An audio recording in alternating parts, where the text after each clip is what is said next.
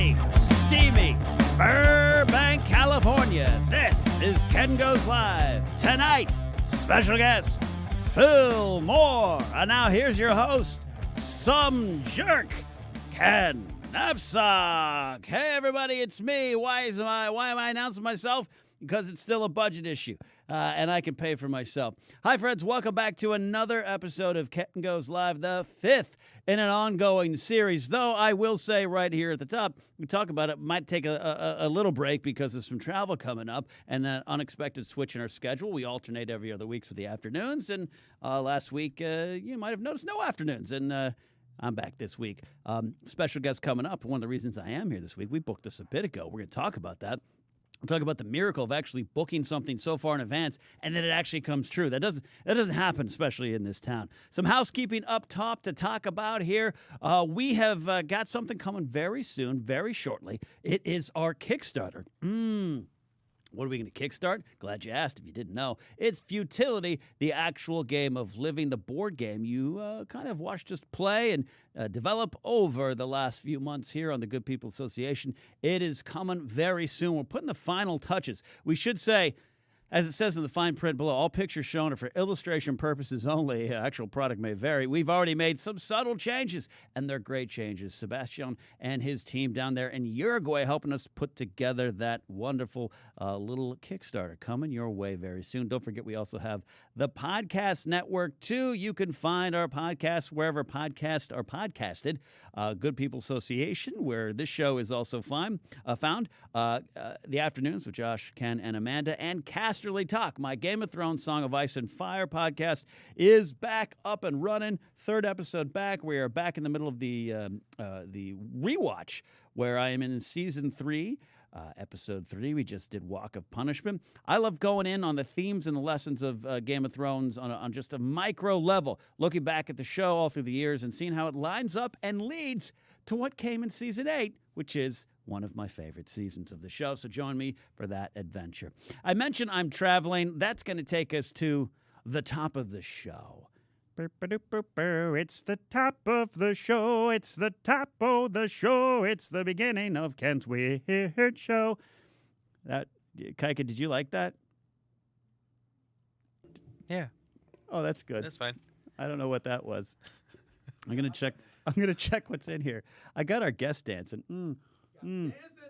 Got him dancing. So yeah, I'm doing some traveling soon. I'm going. And that's a weird thing to say right now because I'm still very careful. I'm a vaccinated, masked person when I need to be and should be. And I'll get a booster shot. Give me 12 shots. I don't care. I'm very grumpy at even. I've cut off some family members who aren't vaccinated. Don't talk to them anymore. Why? You have no empathy for me, so I no longer have empathy for your idea of what to do. Oh, Ken's grumpy today. But that's because I had to deal with something last week in family. But I'm traveling. I'm traveling carefully, and I'm heading out to Viva Las Vegas very soon. And it got me just kind of thinking, contemplating, reflecting on why I love Las Vegas so much. Ikaika Shively, do you love Las Vegas? I've been there once. I had fun. You've been there once, you had fun. I'll take that. A lot of people don't like Vegas, and I'm not here to convince anyone to love Vegas if you don't love Vegas. I love Las Vegas, and I do a lot of people watching. I'll play the slot machines. I'll do some day drinking. That's about it. Nothing fantastic. No crazy hangover adventures. I don't go even to the tables. I stick with the slots, like Elvis slots, Game of Thrones slots, Lord of the Rings slots. I go pretty simple when it comes to Las Vegas. But I just find that Las Vegas frees me personally. I'm introspective and reflective in life, and I think a lot of you out there might agree with that. Yeah, I listen to sad bastard music because I'm always looking on the inside to find the truth about myself. I think once I get to Vegas, all that goes out the window at Prim State Line, which has Buffalo Bills Casino there too. It's got some great pulled pork if you're in the market for pulled pork, which right now I'm not. It all goes out the window, and I kind of become the person I dream about being. And Sin City is the name of the city, and I'm not advocating sin. I'm just saying I take away some of the boundaries, some of the barriers I put around myself in the regular time, in the regular days, out here in beautiful, sweaty, very sweaty today, Burbank, California. And I'm going to study that a little bit more. And I'll come back and find out what I find about what Vegas does, why it frees me up to be I don't want to say the person I was born to be. That sounds weird. That sounds too deep for slot machines. But I'm actually really excited. I feel I've been pent up, kept up. We all have for the last year and a half. And I've had little excursions here and there. But I'm so excited to go to Las Vegas for a vacation, to get away for the first time in like 2 years.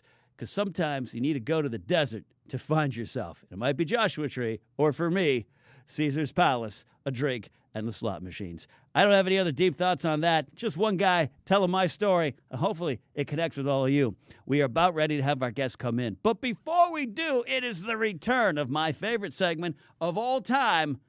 It's another edition of the Robbie Minute.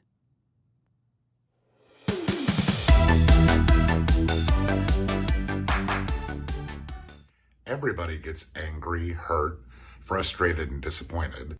But how do you go about getting out of your feelings? Has someone in your life left you feeling some type of way? Sometimes it helps just to tell them, to get your feelings off your chest and let them know how they've made you feel. I feel for us to continue our friendship, I need to tell you that you really hurt my feelings yesterday. I am the king. I will punish you. Oh, off. And if that's not possible, sometimes all you need is just a good friend to talk to, a shoulder to lean on. I just don't understand. This floppy-haired has 40,000 views for one video. My video has 3 views, and one of them's from my mother, and she's been dead for 2 years. It's just not fair. I don't get it. What does he have that I don't have? He's young, hung and hot. You are middle-aged and barely room temperature. And sometimes you just have to sit in your feelings. Have your moment, get everything out of your system, and then you gotta carry on. Jenny, sorry. Love means never having to say you're sorry. Oh, off. And this has been your Robbie Minute.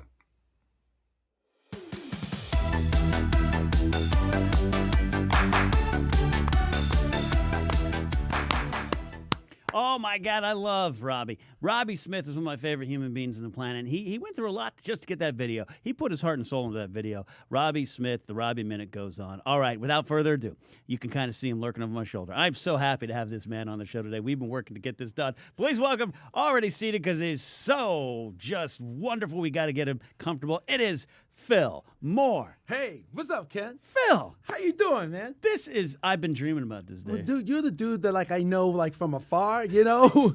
We would see each other back at the schmoes and you'd be talking and I do my Ken Napzok impression. Here we go. Introducing first. There we go. But having a real sit down and getting to chill and hang. This is a lot of fun. Now, I'll talk about the connection first. Your son, David Moore, who has been on this channel, great filmmaker, great young filmmaker coming up.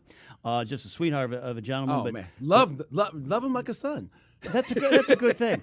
What if that was the breaking news? Don't care much for him. He's been on the Positivity Report, been on my old show, the Napzok Files, and I always joke. I said, David, you're not a package deal with your father, but I met you both together, and I just kind of connect you all together. Yeah. But I've always wanted to have you on. So, David, if you're watching, get out of here. Okay, this is your dad's day. He's taking over, man. The spotlight is now kind of went boom, and it's on him, deservingly so. He's doing huge things. I'm so proud of him. I'm proud of him too, and hopefully one day I'll be able to, he can hire me as a driver or something like that. He's going around making That's the moves. thing. I'm getting to that point now where I'm going to be calling him, going, "So you got any work, son?" Children are our future. Exactly. It's good. And our meal ticket. Phil Moore is a stage dad. That's who we got today.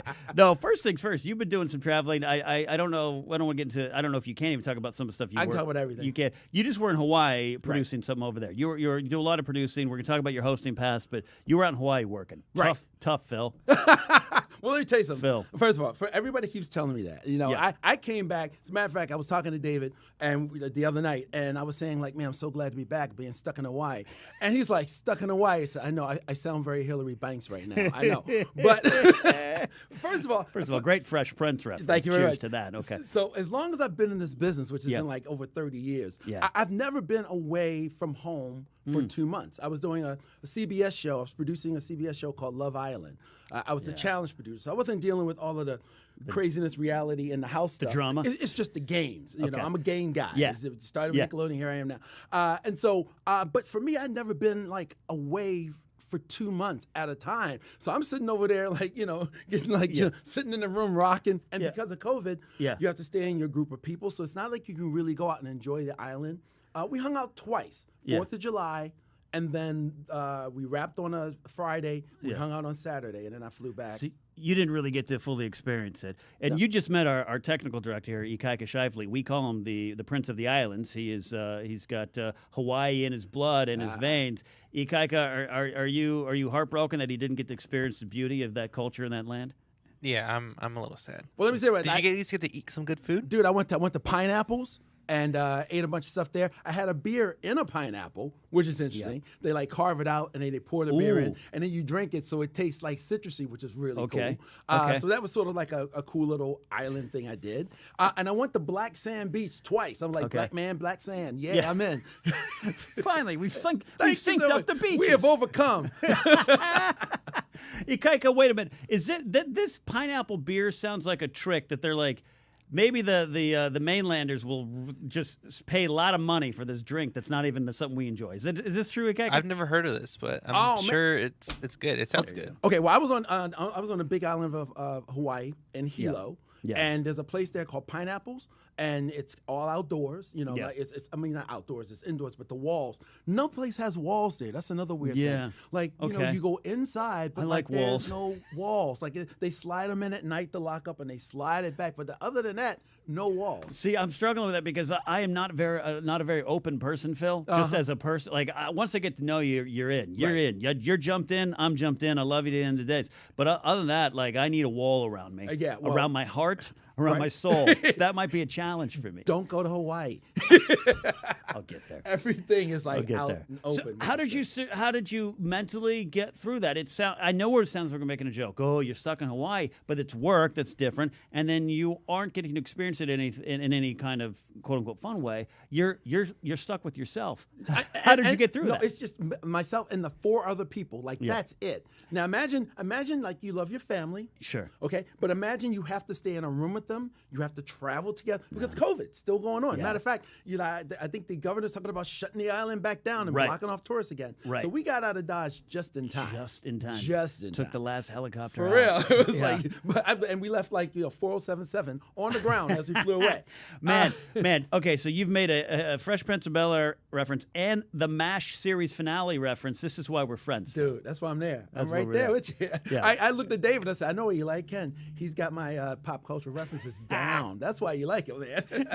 You're the only one I know that has ever referenced the final moment of MASH.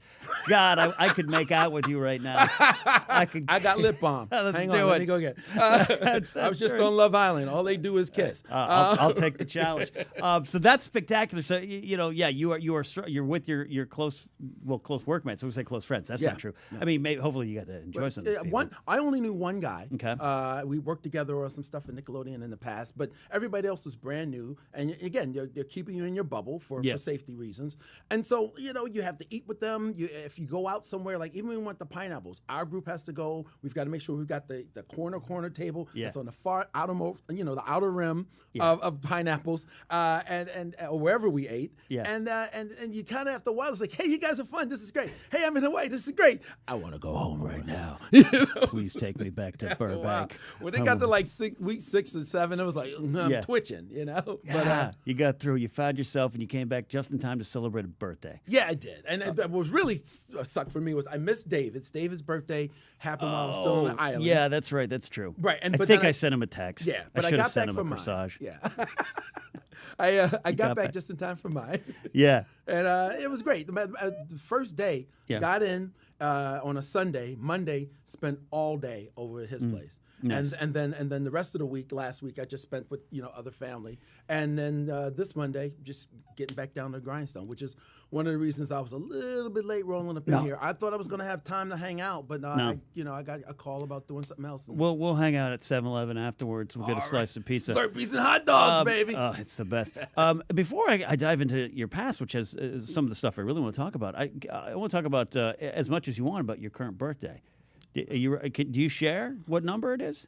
Yeah, I don't care. I'm kind of like it's kind of exciting. Yeah, kind of owning it. Exciting. Yes, that's an exciting word. Well, it's exciting and new. Climb aboard. Aboard. Bam, expecting you. The love Napzok. Soon we'll be making another show. Anyway, hey, great Isaac. Nobody's getting this. Anyway, finally, I found my audience. Phil Moore. I have all your album. I just on Tuesday, this past Tuesday, I just turned 60 years old. 60, yeah. 60. Yeah. Phil, I wouldn't. Other than I know you have a son, and I kind of know his age. I wouldn't have guessed you were anything like under. Anything over 52. Which is why it's dope to tell people, 60 is the new 52. How does that? How has you? What? Has there been any number in your life, age-wise, that it scared you? Nope. No. Nope. 30, 40, 50, nope. 60. Nope. Wow.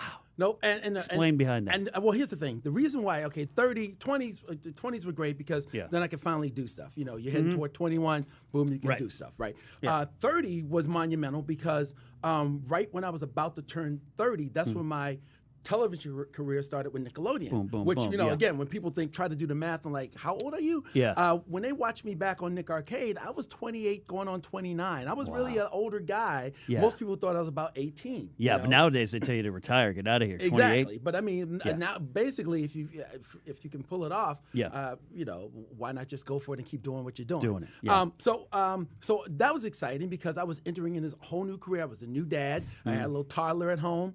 Starting this really cool thing. I had a TV show. So that was going in the 30s. Yeah. 40s I was about to transition from being on camera into working behind the scenes, which I do now. Okay. So that was exciting. It was about doing something new. I was like always kind of moving forward, seeing how I can reinvent myself and add something new, not just to the resume, but to my life experience. So I was trying to make my own self a human Swiss Army knife. Oh, I can do this. Oh, I can do that. And I can do it. You can do it this, and you can do it that. You know what I mean? I'm just the cork bottle opener part of the. Let's talk about that transition there. I love this idea. How much of it was your choice? How much of it was any kind of circumstance? We all might face that. I think we're in a different era. I should be able to talk about Star Wars as long as I want, but I got told at some previous jobs, too old. We're not bringing you in. You're not getting shows. Yeah. That's just the name of the game. I understand it. Whatever. You can only fight against it so much. Did you, that transition 30, 40 producing, how much was you? How much was I better make do of what's coming my way? Most of it was not really me, and most of it wasn't really the industry. It was sort of like a weird sort of situation like we are now with COVID. Yeah. It was the world. I made that transition in 2001. When 9/11 happened. Yeah, we're 20 years out. Exactly. So I made the transition. Actually, let me back up. Yeah. I wasn't trying to make the transition. I'd gotten an agent out in California. Right. I was still living in Florida, but I was flying out here, spending 3 or 4 weeks at a time, going out on meetings, met like the top of the top. And I booked I ended up getting a job hosting a show on Animal Planet, which no one ever heard of, but it was like, yay, things are moving in the right direction. And then, boom. The world came to a halt with the terrorist attack. And anybody who knows the business knows that, the industry came to a screeching halt. Yeah. I mean, it was a different circumstance like COVID, it came to a screeching halt. But the industry came to a halt. A lot of movies were pulled back. The original Spider-Man trailer was pulled with the helicopter. The two towers, with the two towers. So the world changed. Meanwhile, I'm the new guy in Los Angeles. Yeah. I'm the latest dude that just signed up at the agency. They've got people who've been on their roster for years. So when the world began to open up again, they began taking care of their people. I'm the new guy. And so all of a sudden it was like, well, I still have to eat and I still have to take care of my kid. And so that's when it was like, what do I do now? Necessity, mother of invention. Necessity's mother of invention. So what I did was I leaned on what it is that I already knew. Yeah. Coming from being a host, yeah. One thing that I was really understanding it's like what a host wants. Yeah. So a friend of mine, he was an executive producer. He had done some stuff in Nickelodeon. He was doing a show out here for Fox. And he wanted me to come in and see if I could coach the host that they had for the show. Okay. So I came out there and I was like, dude, it's kind of like either you have it or you don't. I mean, I can try. You know what I mean? But I've been trying to learn for years. Dude, I mean, like, but here's the thing. The thing you have is you've got improv skills. And honestly, that's really the biggest thing. Because when things happen, the teleprompter goes out, you still have to be able to wing it. That's why Carson was like so awesome. Right. You know what I mean? Yeah. If he could talk to Robin Williams, or he could talk to the grandma with the potato chip shaped like Utah. Right. You know what I'm saying? Right. And so great guest. Right. So what I ended up having to do was I couldn't really get through to this guy, but I said, well, look, why don't I watch your run-throughs and maybe write down some of the things that I would say? And we literally coined the phrase, you're going to write his ad-libs. Because he would look out at the stuff that was going on. I would type it into the teleprompter. I mean, I would write it, and then the teleprompter person would type it in. Yeah. And then he would read he would read my observations. Right. And he would say it there on camera, so it looked like he was making it up. And all of a sudden I realized, well, I know how to write for hosts. And so that's how I started writing, and then eventually started segment producing, and now and finally went back to my first love, which was games. Right, and now I'm a games producer. See that, and you never know where it's going to take you. And going back to that moment here too, where your career maybe starts to change, you're faced with this. You're a nice guy. I like to consider myself kind of a nice guy, but ego always can be at play. And if you're sitting there knowing maybe in your head, I'm probably better than this host, but he's got the job. How much of just a spirit of service do you have, where you're like, I am going to invest in this guy getting better or this person getting better? Well, I got to tell you, I wish it was like that noble. Honestly, it comes back to something else, which is a interesting pressure of motivation. And I mentioned it. We've been talking about him. I had a child. Right. You know what I mean? David was older. His mother and I were we were separated, and we were heading toward divorce. But I was still taking care of my son, and making sure that I provided for him. So I was not going to let him suffer because I couldn't get a job hosting. So it was basically, I'm going to make this thing work. I'm going to figure out how to make this work, because these guys are willing to put me on their payroll, and as long as I'm on my payroll, I can continue to take care of what it is and who it is I'm responsible for. Yeah. So that was really it. That's the motivation. That's sometimes the motivation you need. And even though, look, David's journey is his journey and everything, so I'm not saying he's just here to serve your story, but there's also some truth of like, there's a purpose, a little divine purpose to him kind of forcing you to get through some hoops that maybe you wouldn't have gone through. Maybe you would have been that guy going, whatever, you're on your own. You suck as a host. I can't imagine you doing that. Well, here's the thing, though. We actually did sort of talk about that, the executive producer. And basically, he had a development deal. So basically, the network either pays you as a talent to do nothing, or they pay you to work. So basically, they weren't going to continue to pay this guy to just sit at home. So they were going to use him, come hell or high water. This guy was going to be their guy. And so there was no getting around that. Contracts have been signed, deals have been made, blood had been shed. So that was going to happen. So, but here's the thing, though. You have your motivation, but you never know what your motivation is going to lead you to do. And how it's going to affect your future. Because once I got done with that, I never really thought about the fact that because I had hosted, I'm bilingual. I speak regular guy and I speak host guy. You know? And the next few shows that I got on, I literally was writing host copy. That's great. And sometimes the executive producer would go, well, we wanted to say that. And I would go, I would never say that. That kind of thing. Or one EP was at E! Entertainment had an initial problem with me, because I would always go, well, I want to meet the talent. And they go, you don't need to meet the talent. You go in the writer's room. I said, I cannot write for someone I don't know. So someone I don't know. And she goes, we do it all the time. And I'm like, well, that's why your stuff all sounds the same. That's why you suck. Sorry. Exactly. Sorry. And so I always made it a point to and it got to be, I got insisted upon. I'm like, I got to meet you. Even if I just talk to them on the phone, let's arrange a phone conversation. Let's talk for 15 minutes. I got to get into the head of this guy or this woman so I know how they sound, what their cadence is, get a feel of even like you and I, pop culture, right? What do they reference? Get a feeling of what's important to them. So when you can weed that into the dialogue so it sounds like them. It's not easy, man. It's not, because I struggle with, I can host my own shows left and right. But when I was starting to produce and stuff at Screen Junkies, like I ran into that wall a few times of me sitting in the corner going, well, I wouldn't have said it like that. Yeah. But and you have to overcome that and make it better for them. Exactly. I always think about what is best for the project. What is best for how will this best serve the piece. Yeah. And I think it connects to good hosting. Because good hosting is you're always in service to the show and the guests. Your name may be on the marquee, but it only works if you're serving the other folks. Oh, look, let me tell you something. Back when my first gig at Nickelodeon, a lot of times executives and studio heads have issues, or they're not issues. They're very understandably and justifiably cautious about making their talent happy. Sure. But for me, I realized I was keeping it real. I'm like, this is the first time I've ever done this. I've never been on television before. And here's what's going to happen. I was talking to the executive producer, a guy named Scott. And he came down from the control room, and I pulled him aside, and I turned off my mic. I said, look, Scott, if I'm ever doing anything that's really wrong, I want you to come down. I want you to tell me what's up. I don't want you to think about, am I going to call my agent? You're not going to hear from the union. Yeah. I want you to tell me, because here's what's up. At the end of the day, when the kid watches the show, they're not going to read the credits and go, oh, that Scott guy, he made a bad call. They'll sit at home and go, hey, Phil, you suck. Yeah. And that I didn't want to have happen. Exactly. Yeah. So let me know what I need to know so I can do what I need to do. Yeah. Don't dance around it. Give me the truth. That's the only way it can make me better. Give me the truth. Great John Lennon song too. But also, let's talk about the hosting. Let's get in here.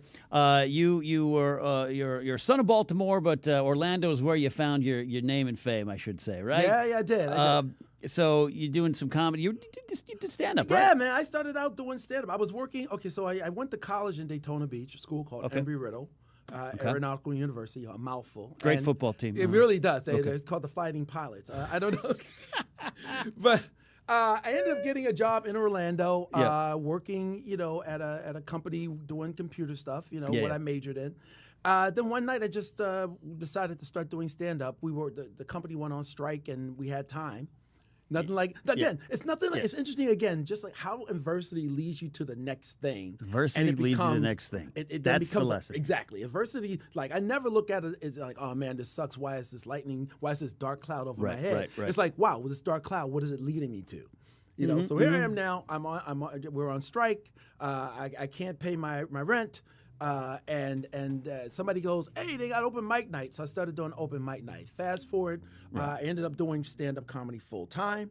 And it was right around the time that, remember the 80s comedy boom? Big boom. Huge. There was a brick wall for someone to stand in front of in every corner. Ken Napzok, you would be like the new Robert Williams if you were doing stand-up in the 80s, because all you had to do was just, you could tell fart jokes and you were a star. 80s just like, give me a brick wall and a microphone. Everywhere. And let me smell some booze, and you were going to be doing stand-up. Yes. So I started doing stand-up. Then at that time, that's when Disney started building their production studios, the Disney MGM studios at the time. In Orlando. And then Universal Studios started building not just the park, but the actual working studios. Right. And so then around this time, again, look at how the circle of life comes together, Simba. So around this time, I'm doing stand-up comedy. Okay. Yeah. My ex-wife is now pregnant. I need to get off the road. You know about the road. You're on the road all the time. Now I need to be home because I'm about to be a dad. And then bam, they're building these studios there, and they needed audience warm-up guys. Enter the Dragon. And that's how I got my into television. I was doing audience warm-up.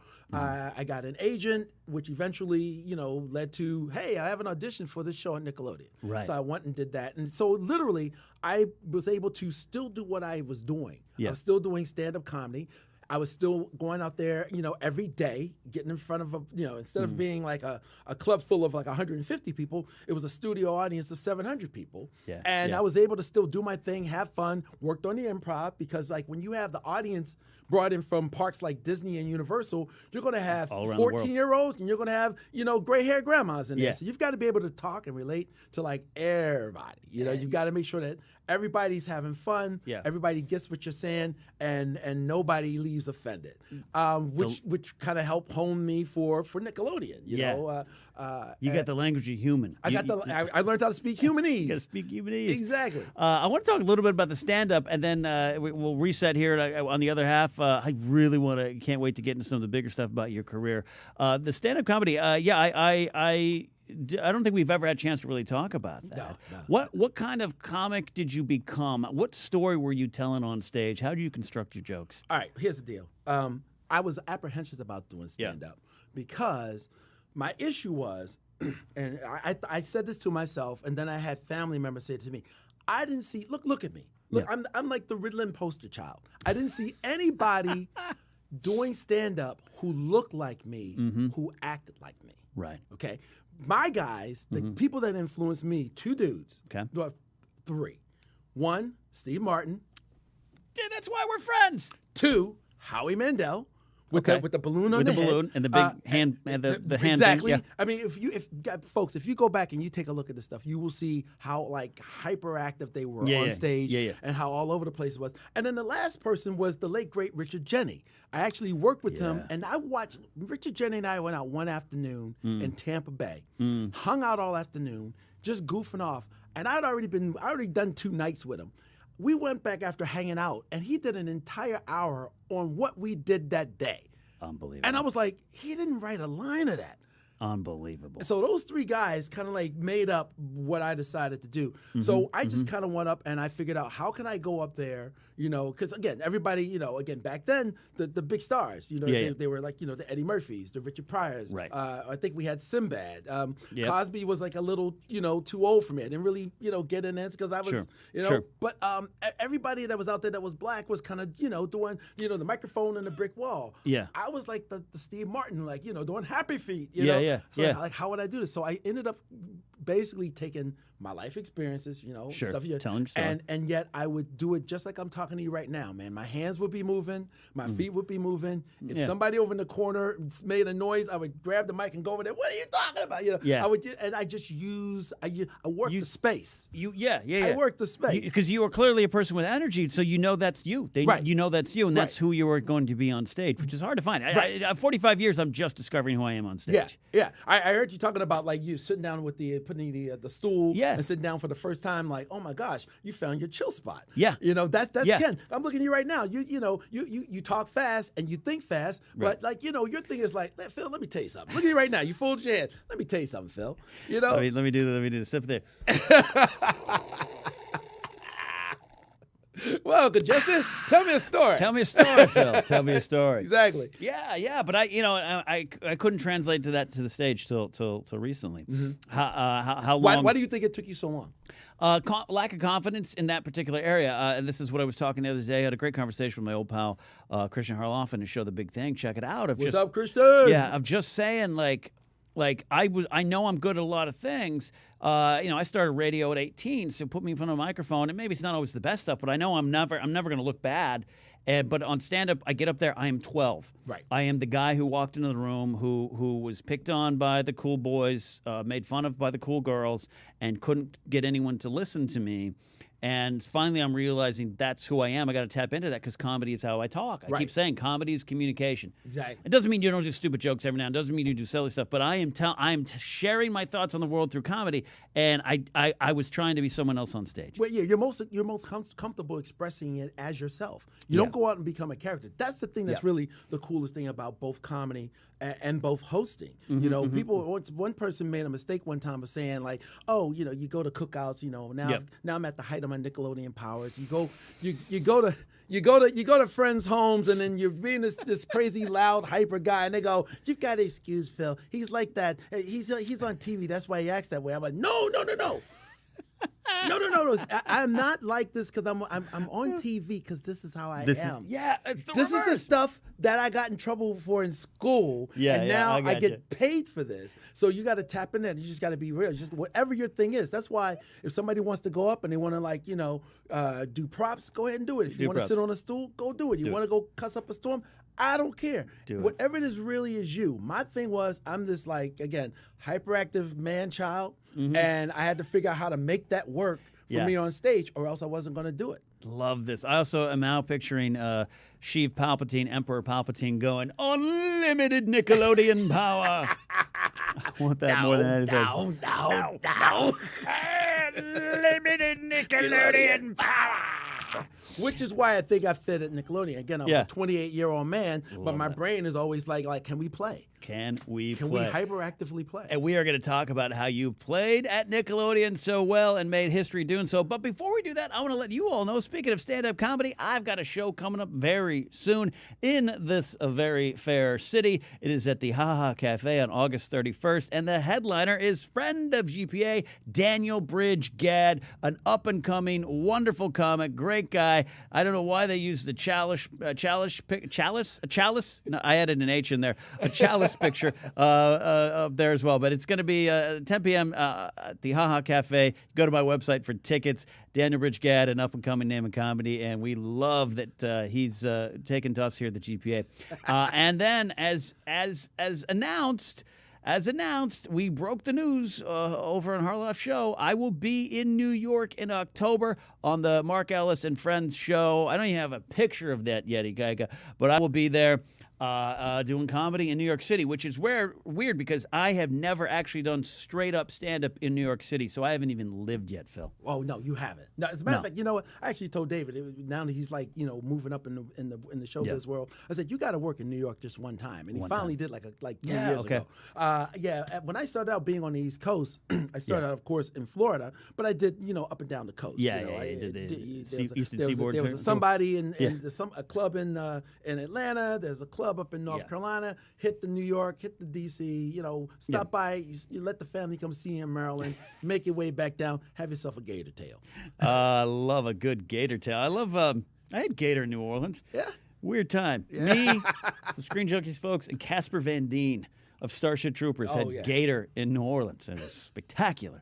But what is spectacular is what you were able to accomplish over at Nickelodeon in the early 90s, 92, 91 range. You said Nick Arcade. I did 10 years there. Nick Arcade was from 1990 to 1992. That is 2002, you said. No, I did. Oh, I'm sorry. You said 10 years, and you said 1990, 1992. I was like, Phil. I'm doing bad math. I'm going to have to let you know that's only 2. I'm sorry. I had too much poi. No, from 1990 to 1999 was my run. It's a decade. Nick Arcade was from 1990 to 1992. Wow. Yeah. 1990, 1992. And then a ton of other stuff. Shows, Yeah, a bunch of stuff. Yeah. But Nick Arcade was kind of the first thing you come swinging out on.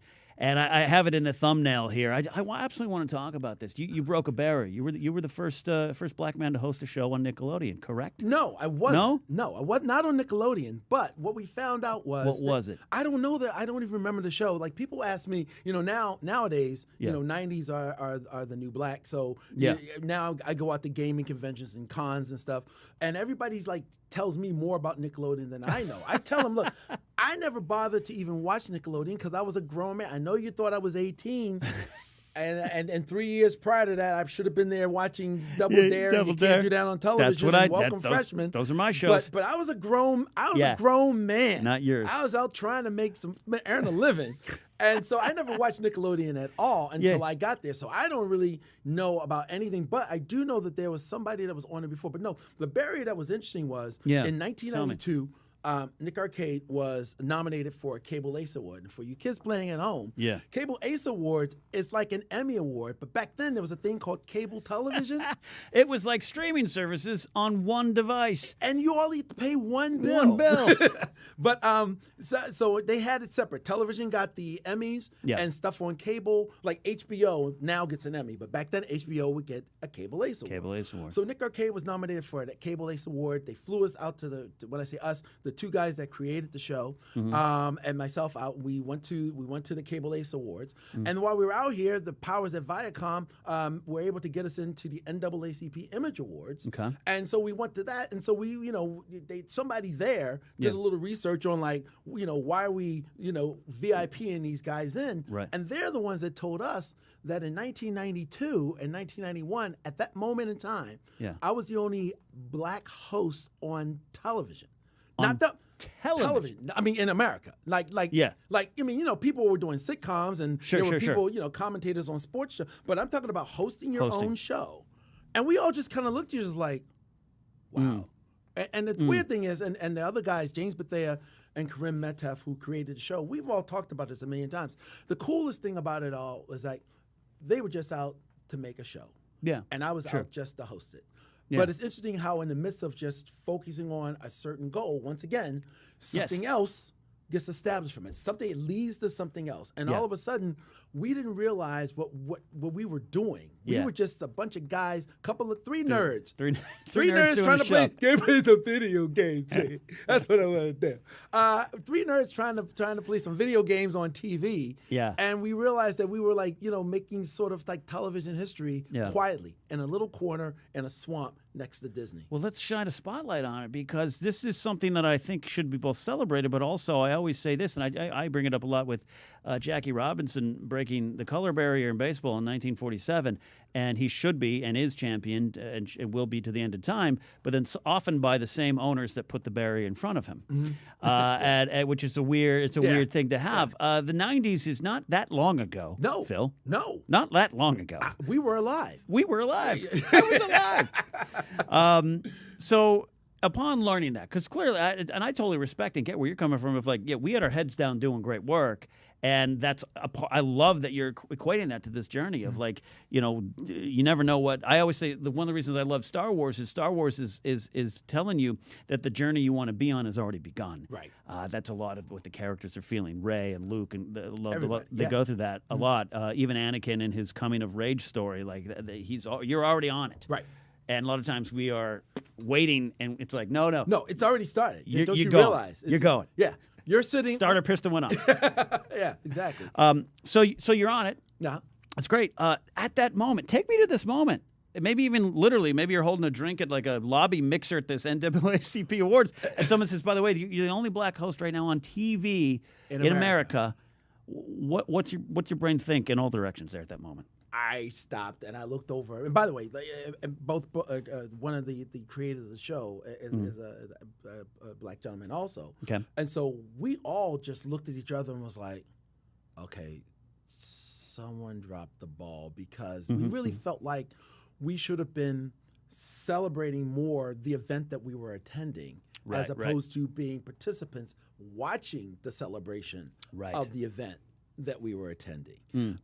Because if we didn't know that, no one knew that. Right. And yet it was kind of interesting to know that it wasn't on something major, wasn't on the next big ABC show. Yeah. It wasn't a massive thing happening, on HBO. It was like a little fun game show in a corner of Slimeville, and we were just quietly doing our thing. But I got to tell you, this is where I give interesting credit to the organization, the way it was back then.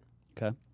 Because when I got into the business, somebody asked me do you want to be an actor one day? I'm like, I don't really think so. Right. But if I did, I would want to do something like maybe Ferris Bueller's Day Off. And then I started running down a bunch of really Back to the Future. And why? I said, well, I don't know. The guy is just a guy. Right. It doesn't. It's not. It doesn't matter what color he is. Right. He's just a guy.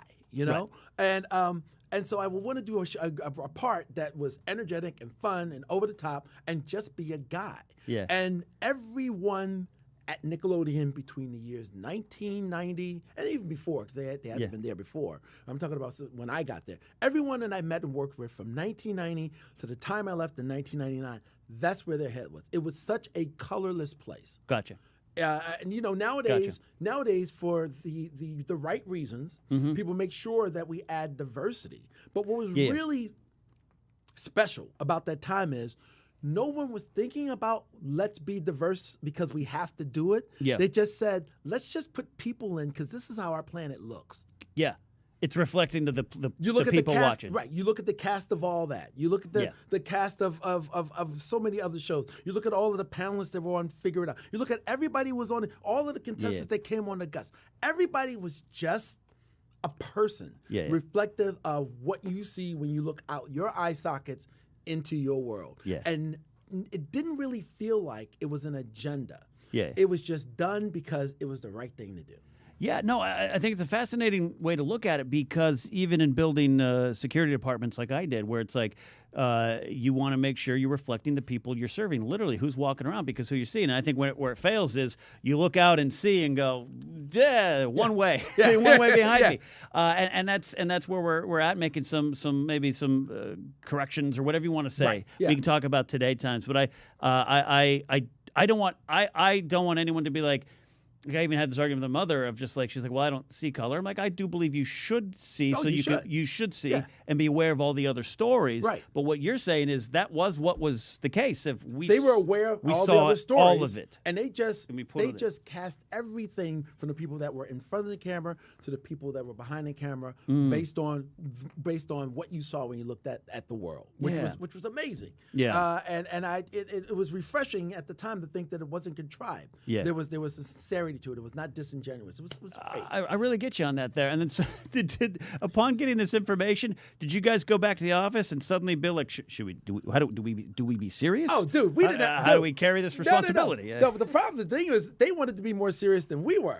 Because all of a sudden we get back to the East Coast, and all of a sudden, like, somebody's head's gonna roll and da da da da. Yeah. And we're like, hey, we're back. We had we went out to the coast. We had a few laughs. but New York, the corporate office. He's talking about moonlighting. No.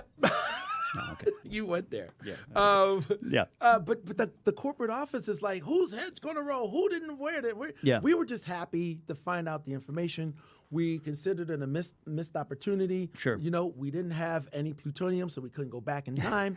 So we just had to like let it live where it lived. Yeah. But the thing that was great again was now the company was aware to be mindful of these things. Yeah. To look for it. Right, to look for it, to make sure to check out not just what the world looks like, but what's the pulse of the world too. Yeah. What's the significance of what's going on in the world, and how is Nickelodeon being a part of that? How are they helping drive that? How are they helping influence that? Being out in front of it when they can, or being with it. That's a great point too. Yeah. And look, here's the thing. I made the joke. I made the reference. The reason I talk about this, that era, 1990, not long ago. I mean, it's longer than I'd like it to be. But yeah, it's fascinating. In '87, Doug Williams is starting quarterback for Washington in the Super Bowl, breaking that barrier. That's not long ago. No. And so maybe people weren't looking, they just, I don't know. I don't know the answer to that. I'm always fascinated with that, because in my lifetime, it's a joke, but you can look back at, I was born in '76, Martin Luther King left us in '68, and it's easy to go, well, all that happened, and we saw racism. The pictures in black and white, it's ancient history.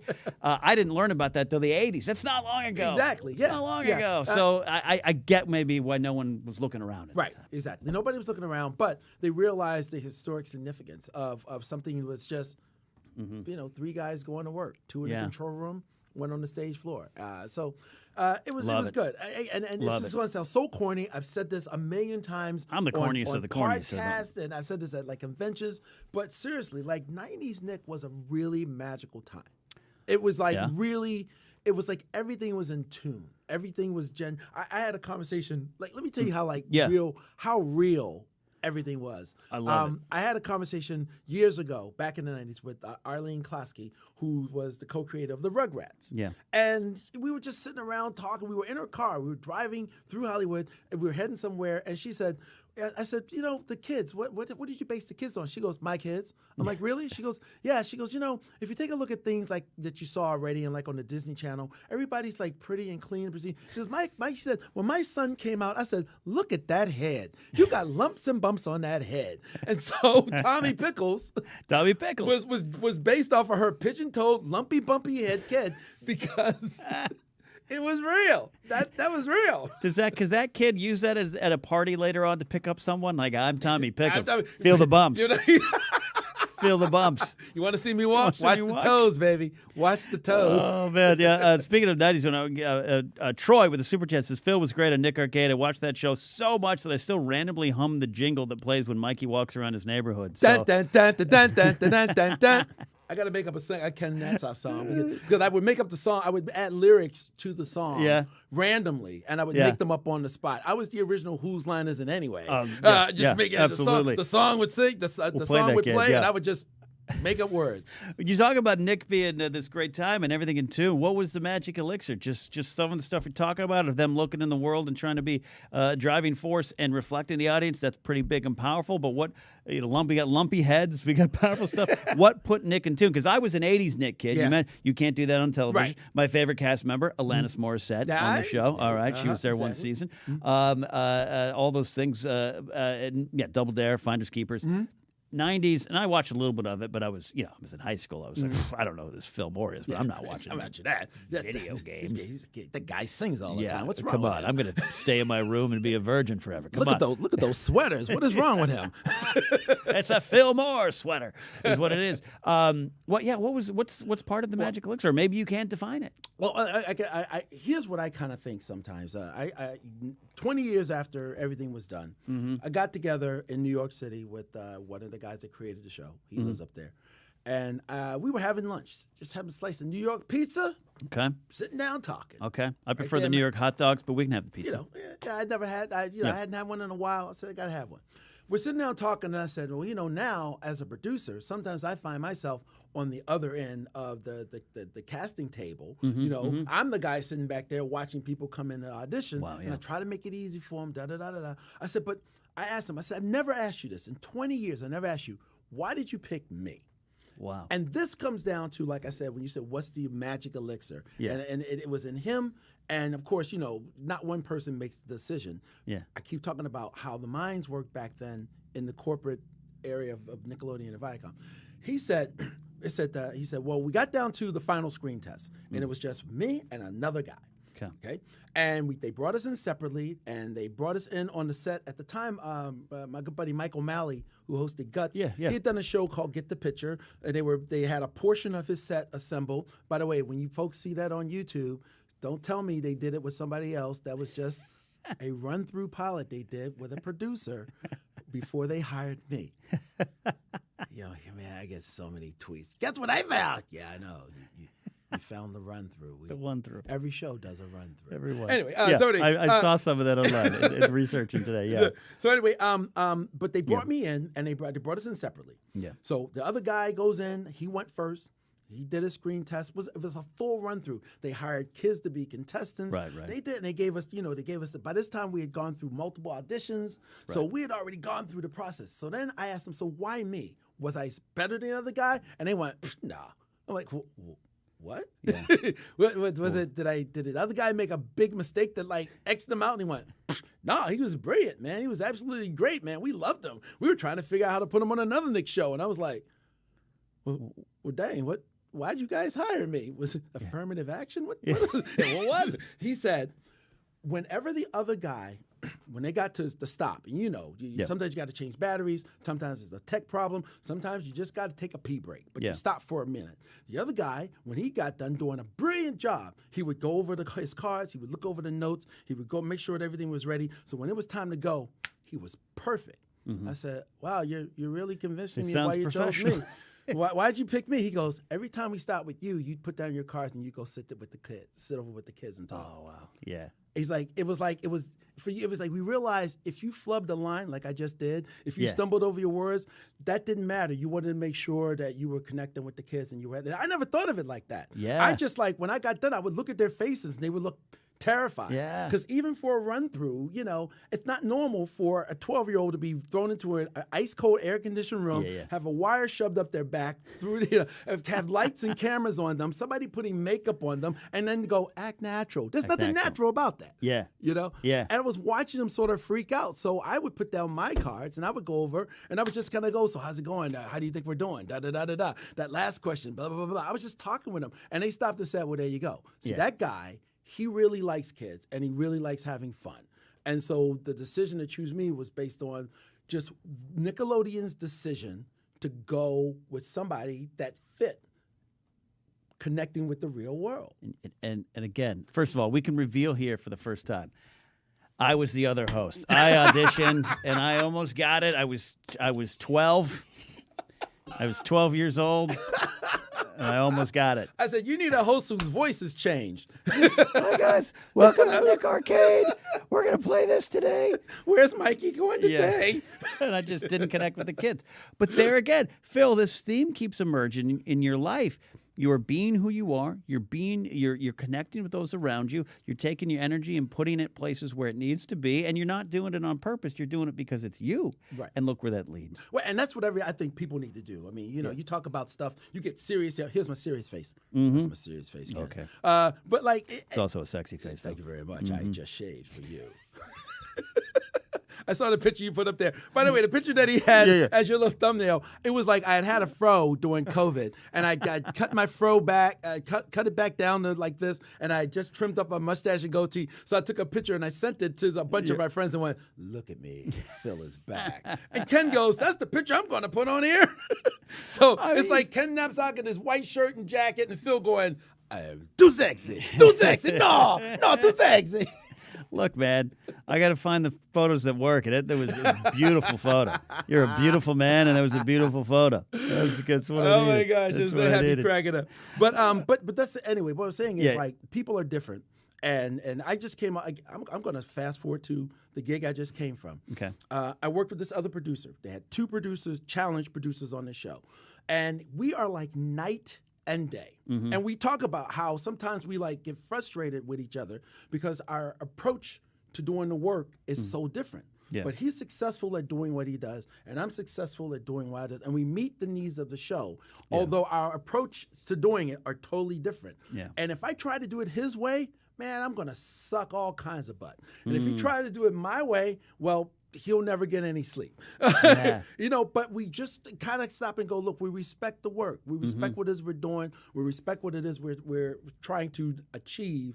Yeah. And we just settle in, and it doesn't matter how anybody else is doing it. The guy who's sitting at the desk right across from me is doing it entirely different. Yeah. And it doesn't matter because as long as we're delivering the thing on time, we can come and approach it our way. And like, again, so many people get wrapped up in like, there is a sort of a way you should do things. Life does have rules. Rules, yeah. But I like to think of it more. Life has protocols. That's it. Good. That's really more C-3PO would agree with that. Exactly. And life has protocols, and sometimes you can bend the rules as long as you maintain the protocol. Yeah. That's a great way to live. You're a good dad. You're a good dad. We are almost to our final segment of the show, but before we leave this conversation about Nickelodeon here, how do you feel about in terms of just legacy? Not that you're Palpatine looking for your legacy, but like when you meet fans who grew up with you, who probably saw you at 5, 10, 12, 15 as they grew up with you on the show, and the things I'm sure they say are nice to you, how does that make you feel about what you have put out there and helped with a new generation going forward? It's the best thing in the world. And look, it's funny. I'm sorry, I got to scratch my head there. One of the things that I do. If I was closer, I'd do it for you. Thank you very much. Is the dandruff flying?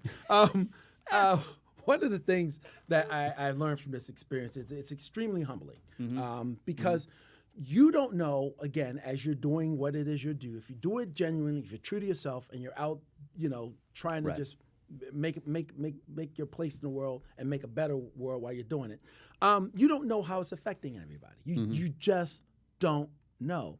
And I get people to come up to me, that talk to me like one young lady came to see me at a con, and she's like, I am a software writer for EB Games. And she goes, growing up, though, I used to watch you, and my brothers wouldn't let me play video games because that was for boys. But then I see you had girls on the show. Yeah. She goes, and now I actually write video games. Right games. There's a guy who is, I don't know if I can say his name, but he is an audience warm-up for a major celebrity. On several huge shows that are on TV right now. And he was actually a contestant on the show. And now that he's a grown man and he's out here in Hollywood, running the lots almost, he said that I was on your show as a contestant, and I came back and I was telling my family all the time I wanted to be a host. But they said, well, no, you can't. You're a little chocolate boy here in Daytona Beach, Florida. Right. And he said, and I was on a show with a guy who looked like me, doing what I want to do. And now he's like travels the world doing audience warm-up for all of these major shows because he stopped and said, I looked at you and you were doing what it is I wanted to do. Yeah. And even my own story, I left this part out, but it's really, really important. The thing that moved me to go from doing stand-up and audience warm-up to actually being on TV was actually because of the late, great Dick Clark. Now, Hollywood has its stories about people and people who work with, oh, they were this, they were that. But I was doing an audience warm-up for one of the other incarnations of Let's Make a Deal. Right. And, they have the Zonks on the show. Yeah. It was shooting at the Disney MGM studios. Mr. Clark was there. I never met him. He'd come here every day. I'd never met him. But right when we got to go to the big deal, I'd already done my best shtick. Yeah, I'd already schmoozed the audience. The big deal, and we go home. Goodbye, folks.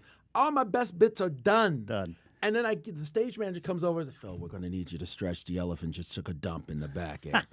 we got to clean that up. It's an elephant dump. I'm like, well, how long is it going to take? Yeah, it's going to take 15 minutes. I said, I got 5 more minutes to stick. The truck's on the way in. Yeah. So I have to go out there, and I have to now keep the audience engaged, pumped up, ready to go, not wanting to leave. And when I got done and everything was, we went back to taping, the stage manager says, Phil, come over here. And I walk over there, and he hands me a microphone. He goes, Mr. Clark wants to come out and thank the audience. I'm like, ooh, I get to meet Dick Clark. Yeah. So I go out, and I do this wonderful glowing, ladies and gentlemen, blah, blah, blah, blah, blah, please put your hands together, Mr. Dick Clark. He comes out, and I hand him the mic, and I step away. And as I step away, he grabs my hand, and he brings me back in. And he goes, folks, first of all, thank you for being here, blah, blah, blah, blah, blah, all the nice little gratitude things. He goes, most of the time when something like this happens in the control room, we're normally going crazy. We're biting our nails thinking it's going to be a horrible time. But I never had more fun in this situation than I've had in watching this young man do his thing. Give a big hand for Phil Moore. And I stopped, and I went, this cat. That's Dick Clark. This is Dick Clark. And from this day forward, I talk to everybody. David will tell you. Okay. Sometimes he goes, Dad, you don't have to answer every direct message. Yes, I do. If they DM me, I gotta talk back. Because you never know just like what a kind word. Mm-hmm. You never know what a pat on the back. You don't know how any positive and affirming comment will change the direction of your life. When I went home, I called my agent and I told her the whole story. I said, if Dick Clark says I'm good, maybe I should be in front of the camera. Yeah. She goes, are you sure? I said, yeah. Start sending me out to auditions. I would never have said that if this one guy didn't come over out of his own time and just say, hey guy, love it. Thumbs up. And so I'm thumbing up everybody, man. That is why I know it sounds really weird. No. New on SpectraVision, thumbing up everybody. That's hilarious. But no, that's amazing. I mean, Dick Clark, that's amazing. But also, again, what's the theme in your life, dude? Phil? You never know the power of your words. You never know the power of the words. You never know the power of your words. And being who you are. And focusing on the moment is going to lead to somewhere. He basically said, hey, it's okay to be you. And I said, okay, well, how could I take me? I called my agent. How do I take me to the next level? I'd like to go to the next level. Who? Me. This has been fascinating stuff. We're not quite done. It's our final segment of the day. We call it To Tell the Truth here. Tell the truth. You need a chorus. Some strings, maybe. I was saying, you got to tell the truth, baby. So you had mentioned it, and I was wondering if you were going to mention it, but you did work as an audience warm-up entertainer, which is not easy. But one of the shows you did, correct me if I'm wrong, is MTV's Remote Control. Oh, man, yeah. So I grew up on remote control. God. This is Colin Quinn. It's his basement. It's his rules. Please welcome Mr. Ken Oba. Give me some dirt. Who was more grumpy off camera, Dennis Leary, Colin Quinn, Adam Sandler? Dennis Leary. Of course. Dennis Leary. I love Adam Leary. Sandler was great. Colin Quinn was great. Steve Trekus, Ken Oba. Yeah. That literally, Steve Kari Warhart did the well, basically she just looked great. She was wonderful. Everything. Ken, it was interesting because that was my introduction into working for TV. Remember I said I did audience. I just did stand up, and then I was about to become a dad, so I needed to That was the one. So the first gig that I had at the Disney MGM Studios to get me off the road, so I could be there when my son was born, was doing audience warm up for MTV Spring Break Remote Control. Remote Control. That's the best. That's the best. I'm a big fan of Colin Quinn. I'm a big fan of Dennis Leary as a comic in a way. That's fantastic to me. And I would want him to be the most grumpy. I wouldn't want him to be, especially back then. Can't you hear me knocking? I'm coming at that Leary. You know it's funny. In a weird kind of way, now having this conversation with you and realizing you have this affection for him. He's like you, but like on Red Bull. That's great. He's you on Red Bull. I've had that. That's new. I'm going to add that. And then my old Groundlings director pulled me aside. She's like, God, you remind me of Conan O'Brien. Weird, quiet in the back of the room. You don't talk to anybody. and you just do your thing. Yeah. I'll take it. I'll take it. All right, that's a great one there. You have had and continue to have a long career in entertainment. We talked about a great deal, which means if you've had a long career in entertainment, you have survived failure enough to still be around. What's the secret to surviving failure in this business and life? Because we're all going to experience it at some point or another. Yeah. Here comes the judge. Here it is. For me, I can only speak for myself. Okay.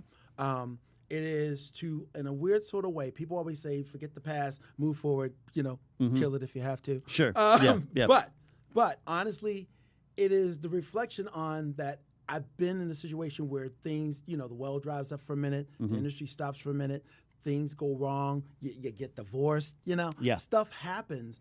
But when I was doing it, something fantastic preceded it. And then, and what seemed like forever, but really not that long, the sun came out again.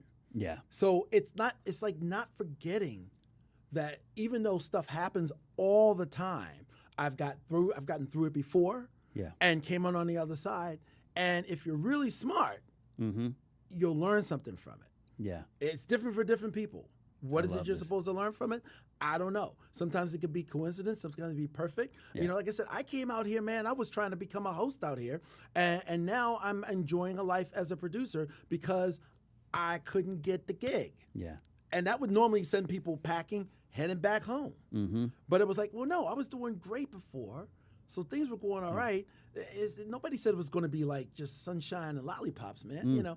So I always say, in a weird sort of way, I kind of remember the past. I remember the past successes and how in the midst of there were some valleys, and I got out of it before. So it's going to happen again. It's going to happen again. You've also touched upon one of the core themes of The Last Jedi, how you deal with the failures of your past. Do you run from it? Do you want to destroy it? Or do you want to learn from it, overcome it, and move forward? Yep. Man, look, it's like Star Wars is deep, as is Fillmore. Look, there's one more thing that's really kind of made a weird difference, and since you mentioned a Star Wars quote. Yeah. For me, it's a Jurassic Park quote. Okay. Because it's about, Akaik is going to be happy. He's in All right. It's about the decisions that you decide to make when you're dealing with stuff, and it's the line that Ian Malcolm makes when he goes, but you were so busy trying to figure out if you could do a thing, you never stop to think if you should. Yeah. Yeah. Because everybody likes to go, I'm grown, I can do what I want. Well, yeah, but should you do that? Should you? I can just head on back and do it. Yeah, but you know what? Should you do that, or should you look for a different way, maybe? Yeah, I like this. Ikaika, was that a good Jeff Goldblum? Yes. There you go. Good quote. Good quote. You plan on having dinosaurs on this dinosaur tour, right? Hello? I really hate that man. Lessons to be found. What a wonderful conversation, Phil. I cannot thank you enough. Final question. If you had to face David Moore one-on-one in Joshberry here on the Good People Association, who would win? David Moore, who? David Moore, filmmaker, up-and-coming filmmaker, son of the great Fillmore. What would you do? I would lose. You would lose. I would lose. Oh, look. Let me tell you something. Okay. David is an interesting human being with respect to how he's put together, because he literally, somehow, the universe gave him the best of his mother and I. Yeah. Without giving him our crap. I love it. Because here's the thing. Here's a guy who can pick up the microphone and sing the love child of Justin Timberlake and Usher. Wow. But then he can pick up a camera or create something and do his thing behind the scenes in production. Now, I do production. Yeah. His mother is a former opera singer. We both couldn't get along because we had a bunch of crap. And somehow the universe sifted out our crap and said, you can have this piece and you can have this piece, David. Now go. Go forth and be perfect. Right. I got one thing, she's got one thing, he's got it all. I'd lose in a heartbeat. I don't think I've ever heard David sing, so I think we'll have that happen too. Oh, dude, you kidding? I don't think I have. Call him up. Pick him up. Call him right now. Okay. I'll have to give him a ring and get a sing. Phil, this has been everything it was cracked up to be, everything I wanted to be and more. You're an amazing person, always fun. And the true LA thing of getting to know people better over a podcast or a show, that's just kind of what we have to do because we're always working. We're always working. Always working. But I hope to know you for a long time and even more after today. I think thank you very much for coming in. Oh, and sharing man, your my story. absolute pleasure. I'm at your next barbecue, whether you like it or not. I'll tell you how to get in the back gate. It's always unlocked. A lot of fun. We got your Twitter down below at Phil Moore for you. Anything else you want to talk about, plug? No, that's it. I mean, I just got back from doing one thing, and I told you I was late today. I'm about to jump on a new show. Awesome. I don't know if we can talk about it yet. It's just going to be for NBC, but some more game producing, more fun and games. More fun and games with Phil Moore. That is it for me right now. Another episode. Like I said, take a little break. I do some traveling, so we'll come back in late September with some more Ken Goes Live. And thank you so much for supporting this show. I love kind of bringing an old style, Dick Cavett, if you will, in a new age, hanging out with all of you, finding the deep themes and lessons behind all of our lives, and hanging out a little bit here as well, and singing along with some silly songs. We'll see you next time here on Ken Goes Live on the Good People Association. Bye, friends.